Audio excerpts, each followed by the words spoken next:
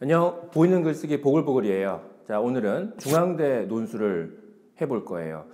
어렵지 않나? 라고 생각하는 학생도 분명 있을 텐데, 따지고 보면 충분히 연습으로 가능한 학교예요. 매년 똑같은 패턴이 반복되고 있거든요. 그래서 연습으로 충분히 극복 가능한 학교라는 거죠. 그리고 뭔가 확장적으로 뭔가 풍부하게 글을 쓰기보다는 답을 찾아서 그냥 서술한다라는 느낌으로 글을 쓰면 되는 좀 정해져 있는 좀 축소형 문제가 많이 출제되기 때문에 한번 도전해 볼 수 있을 거예요. 자, 그러면 지금부터 시작해 볼게요. 자, 이렇게 생긴 게 중앙대 문제예요. 한번 문제를 구경 먼저 해볼게요. 가, 나, 지문이 많죠? 다, 라, 소설 같은 것도 있어요. 길어. 바, 자, 지문이 많아요. 서강대처럼 지문 숫자가 많아요. 사, 아, 자. 서강대보단 나아요. 서강대는 카, 타까지 있거든요. 근데 자에서 끝났으니까 그래도 괜찮은 거야. 자, 문제는 총 3문제인데 2번과 3번은 똑같은 유형이에요. 그래서 보통 연습을 할 때는 1번과 2번을 많이 하죠. 중앙대는 핵심은 1번 문제예요. 배점이 제일 높은데, 자, 문제가 아주 특징적이고 1번 문제를 잘 푸는 학생은 2번 문제도 잘 풀 수 있어요. 자, 1번 문제 한번 볼게요. 가나 다라에는 관용의 다양한 의미가 나타난다. 각 제시문에 나타난 여기 가나 다라를 얘기하는 거겠죠. 관용의 의미, 자, 첫 번째, 관용의 효과, 두 번째를 찾아서 완성된 글로 논술하지요. 자, 완성된 글로는 어떻게 논술하는지는 글 쓰면서 보여줄게요. 자, 그러면 독해를 할 때는 두 가지 측면에서 집중해서 글을 읽어야 하는 거예요. 첫 번째는 관용의 의미고요. 관용의 효과예요.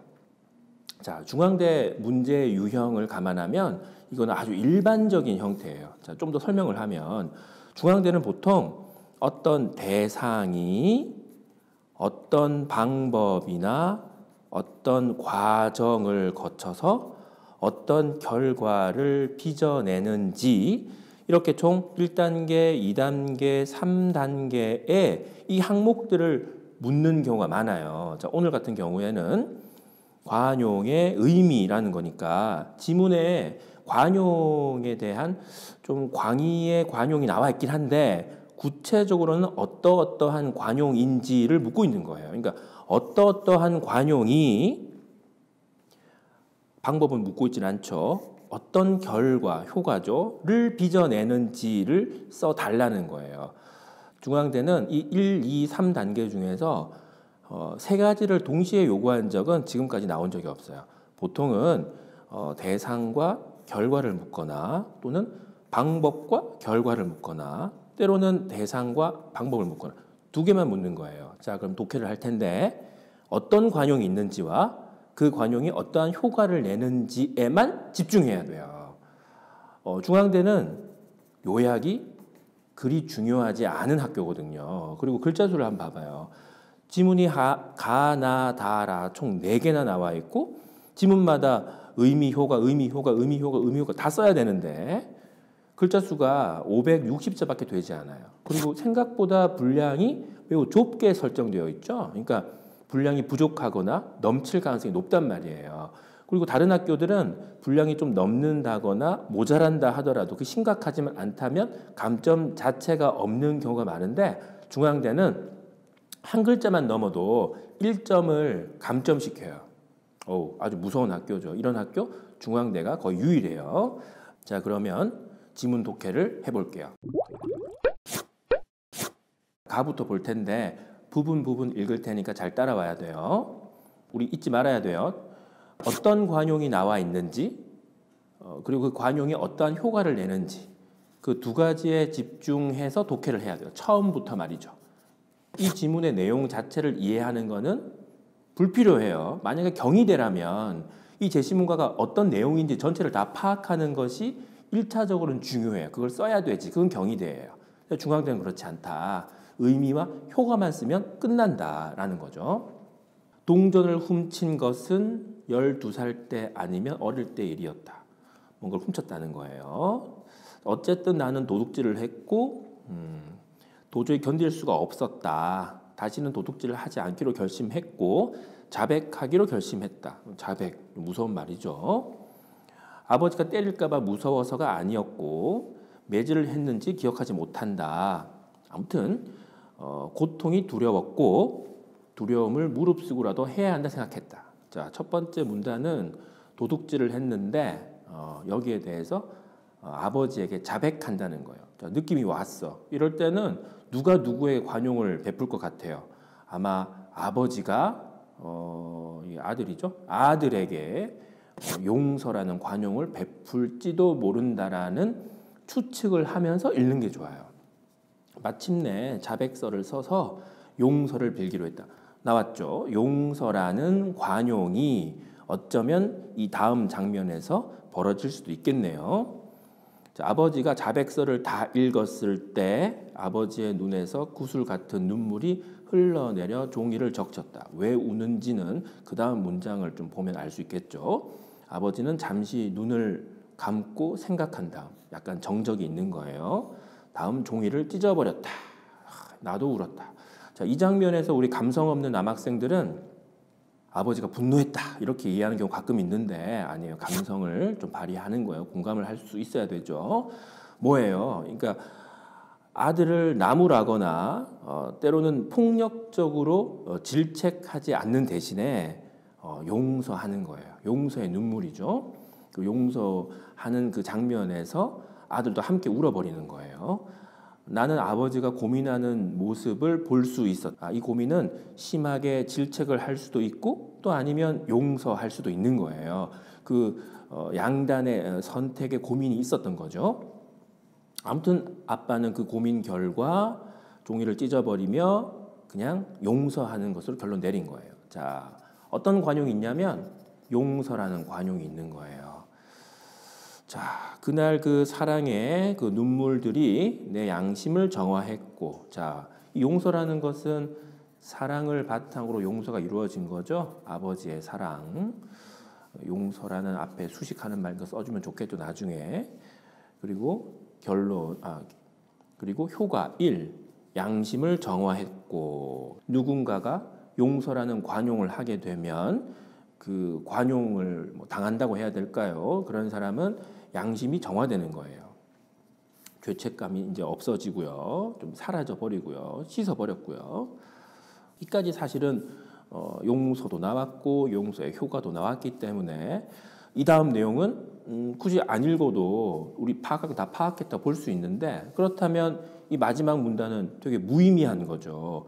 만약에 이게 정말 무의미했다면 아마 출제자들은 이 마지막 문단을 아예 뺐을 거예요. 굳이 지면에 낭비도 하지 않고 학생들을 괜히 헷갈리게 하지도 않았을 거란 말이죠. 그런데 마지막 문단이 이렇게 또 남아 있다라는 뜻은 이 마지막 문단에 우리가 꼭 써야 할 채점 포인트가 하나 더 있다는 뜻이겠죠. 이럴 때 꼭 이걸 잘 읽어주는 좀 더 점수를 잘 받는 태도가 필요해요.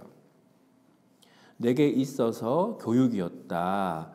아버지의 사랑을 볼 뿐이었지만 블라블라 거기에 닿는 모든 것이 나를 변화시켰다. 그 한계가 없다. 자, 이거는 용서를 받은 그 아들의 그 모든 것이 변화했다는 얘기겠죠. 자, 생각해 봐요. 아들이 잘못을 했는데 아버지가 용서를 했어요. 그리고 그건 하나의 교육으로 이해되었고요. 아들에게는. 그리고 진정으로 그 아들의 그 모든 것을 변화시켰대요. 자, 이걸 우리는 뭐라 그러냐면 성장이라고 하거나 성숙이라고 하겠죠. 이 같은 어휘를 선택하는 능력, 이게 중앙대에서는 필수적이죠. 이러한 종류의 숭고한 용서는 아버지에게는 있는 일이 아니었다. 아버지는 원래 좀 폭력적이었던 사람인가 봐요. 옛날 글이에요. 나는 그가 몹시 경노해서 나를 나무라며 자기 머리를 칠 줄 알았다. 근데 평화스러웠지 않았느냐. 자, 여기서 하나 더 있어. 아버지도 그러니까 용서를 정작 한 사람도 이렇게 평화로워질 수 있는 거죠. 그러니까 용서라는 관용을 베푼 사람 스스로도 변화할 수 있는 거예요. 정리하면 아버지의 사랑을 바탕으로 한 용서라는 의미의 관용이 있었고요. 이 관용의 효과는 1번 양심의 정화, 2번 성장 또는 성숙, 3번 용서하는 자 스스로도 변화해. 이렇게 정리가 되겠죠. 지금 말한 거 답 찾아서 서술하면 되는 중앙대에서는 이렇게 쓰면 그냥 답인 거예요. 자, 그럼 나를 볼게요. 사산 왕조 페르시아는 페르시아 지금의 이란이에요. 이란. 중개 무역을 통해 번영을 누렸다. 자, 이런 거 잘 봐야 돼요. 중앙대는 앞선 가에서도 그랬지만 초반부나 마지막에 답안에 해당하는 중요한 내용이 있는 경우가 많아요. 번영을 누렸다라는 게 시간상 또는 의미로 보면 최종적인 어떤 결과를 의미하는 경우가 많아요. 그러니까 아직 우리는 알 수 없으나 하나의 효과일 가능성도 높겠죠. 요령은 읽고 나서 다시 첫 부분으로 올라가서 이게 과연 중요한 내용이 아니었는지 한번 확인하는 절차를 거치면 중앙대는 점수 놓치는 일이 잘 없겠죠. 자, 계속 읽어볼게요. 페르시아 제국은 광대한 영토를 통치했으며 블라블라 다른 민족의 문화와 종교 언어를 인정하였다. 느낌이 오죠. 관용 느낌이 나요. 근데 어휘로도 구체화해야겠죠. 유대인들이 예루살렘으로 돌아갈 수 있었던 곳도 바로 이 같은 관용 정책 덕택이었다. 자, 관용 정책이라고 해서 관용의 의미는 관용 정책이다. 이렇게 쓰면 안 될 거예요. 이 상황에 부합하는 구체화한 관용의 의미가 분명히 있을 거란 말이에요. 타 민족의 대제국이니까 다른 민족까지 아우르는 큰 땅을 다스리고 있는데 그 타 민족의 문화, 종교, 언어를 포용하였기 때문에 포용은 뭐예요? 관용의 보다 구체적인 의미겠죠. 이 상황에서 보여지는 그러니까 문항에서 요구하고 있는 관용의 의미는 포용일 거예요. 찾았어요. 그다음 결과로 들어갈게요. 페르시아 제국들은 자원을 낭비할 필요가 없었고 그들이 가진 다양한 기술과 재능 자원을 활용할 수 있었다. 그러니까 발전을 도모할 수 있었다는 거죠. 그다음에 이런 포용을 통해서 국제 질서 유지하는 데도 크게 기여하였다. 자, 다시 첫 줄 돌아가면 번영을 누렸다. 자, 결과 1번 자원을 활용해서 번영을 누렸고 국제 질서 유지에도 기여하게 되었다. 두 가지가 효과인 거죠. 지문이 끝나지 않았어요. 보면 내용이 하나 더 있죠. 앞선 가에서처럼 마지막 문단이 없다 해도 문제에서 요구하는 것을 다 해결한 것처럼 보이지만 마지막 문단에 우리가 놓치면 안 될 의미가 두 개나 있었단 말이에요. 마찬가지로 나의 마지막 부분도 중요한 내용이 있을 거예요. 조로아스터교가 국교로 지정되었다. 조로아스터교는 블라블라 넘어가서 동방의 불교와 서방의 기독교를 수용하면서 이게 조로아스터교가 융합되어 마니교가 성립되었다. 이게 조로아스터교와 마니교의 차이는 사실 크진 않아요. 우리 조로아스터교 그 유명한 사람 있죠? 누가 조로아스터 신도냐면 프레딕 머큐리. 맞아. 퀸. 머큐리가 조로아스터교 출신이에요. 조로아스터교의 특징이 기독교적 성향과 불교적 성향을 동시에 갖고 있어요. 역시 이란 사람들은 대단해요. 왜 이란 사람들이 이걸 동시에 갖고 있었냐면 인도랑도 교역을 해야 되고 유럽이랑도 교역을 해야 되는데 자기 종교를 고수했다가는 서로 배척당하니까 두 개 합쳐 해가지고 조로아스터교를 만든 거죠. 머큐리는 끝까지 조로아스터교 신자였어요. 죽을 때까지. 아무튼 대표적인 융합 종교가 조로아스터교고 그 파생 종교가 또 마니교죠. 포용의 효가 하나 더 있네요. 새로운 종교가 만들어졌죠. 마니교처럼. 그러니까 새 종교 창시라는 세 번째 효과가 있는 거예요. 정리하면 포용이 이 지문에서 보여지는 구체적인 관용이었고요. 관용의 의미였죠. 그 다음에 첫 줄 주위에서 뭐라 그랬죠? 번영이라는 효과를 누렸고요. 국제 질서 안정이라는 효과도 있었고요. 그리고 문화적으로는 새로운 종교까지 만들어질 정도였다. 효과, 포용을 통해서 말이죠. 자, 제시문 다를 한번 볼게요. 문단이 총 3문단으로 이루어져 있어요. 다 지문은 좀 어렵기 때문에 천천히 한번 다 읽어봐야 돼요. 대화는 상호 교섭 활동이다. 상호 교섭 활동이라 함은 자 정의죠. 새로운 의미를 형성해 나가는 것을 의미한다. 둘이 대화를 통해서 새로운 의미를 형성해 나가는 것을 의미한다. 자, 대화를 원활하게 하려면 자, 대화 상황, 대상, 목적을 정확하게 이해하는 것이 중요하다. 자, 이게 핵심이겠네요. 자, 두 번째 문단. 대인 관계에서 갈등이 일어났을 때 어떤 의사소통 방식이 갈등을 유발했는지 진단하고 문제를 해결해야 한다. 이때 블라블라블라. 문제 해결하는 과정에 대한 설명이겠죠. 세 번째 문단. 의사소통의 장애를 최소화하기 위해서는 블라블라블라블라. 저 지금 보면 알겠지만 두 번째 문단의 첫 줄은 갈등이 일어났을 때 해결해야 돼. 이런 방식을 통해서 라는 주장이고요. 세 번째 문단 첫 문장도 의사소통의 장애를 최소화하기 위해서는 상대방의 입장을 이해하려는 노력이 필요해 라는 또 주장이에요. 그 다음 문장들은 이 첫 번째 문장을 뒷받침하는 내용이겠죠. 방법적으로 말이에요. 그러니까 두 번째 문단과 세 번째 문단은 첫 번째 줄이 강력한 주장을 펼치는 두갈식 스타일로 지문이 쓰여져 있어요. 현대에 쓰여진 글들은 이런 방식을 많이 취하고 있죠.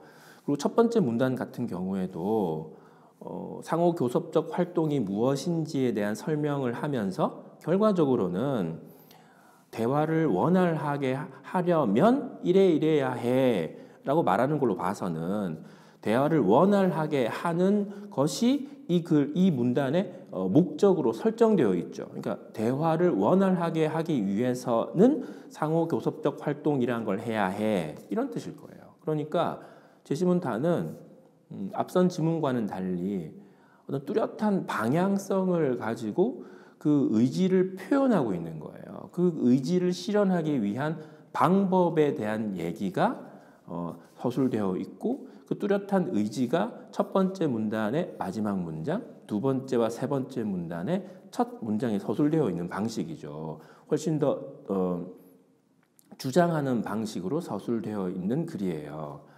자, 그러니까 목적에 대해서 이렇게 밝힌다는 거는 이게 실현되면 효과가 되겠죠. 자, 이 얘기를 하고 싶은 거예요. 나머지는 그러한 효과가 어떻게 해야 발생하는지에 대한 설명이고요. 이런 내용들은 효과인 거지. 그럼 효과를 정리해 볼게요. 대화를 원활하게 하는 효과가 발생해. 갈등을 해소할 수 있어. 의사소통의 장애가 최소화될 거야.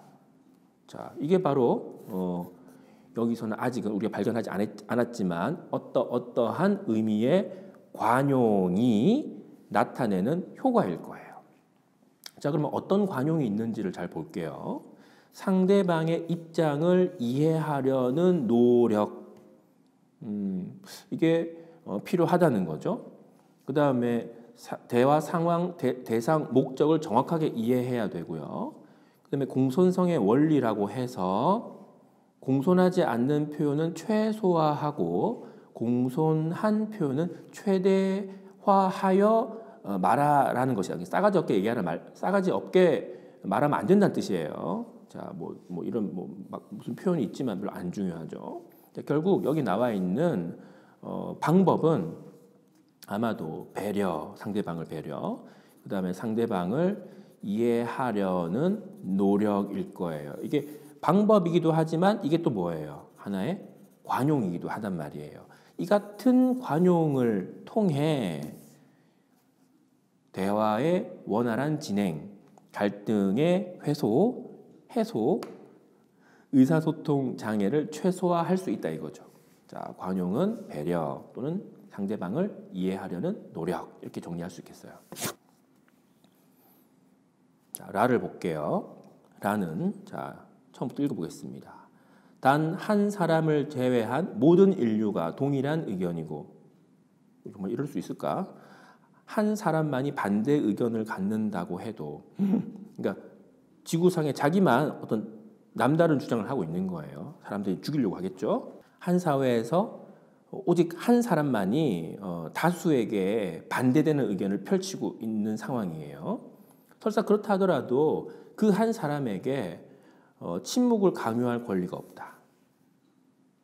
희한한 주장을 설사 한다 하더라도 반사회적 주장을 한다 하더라도 입 다물어 라고 말할 권리가 우리에게 없다는 거예요. 왜냐하면 이유가 중요하겠죠. 이렇게 이런 주장이 나오면 왜 그렇지? 이유를 찾기 위해 읽어야 돼요. 어디 가면 어디에 있냐면 여기 있네.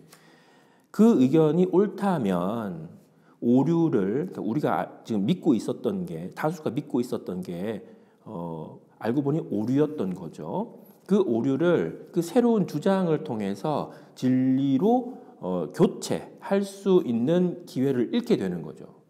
만에 하나 그 태극기 부대의 주장이 사실일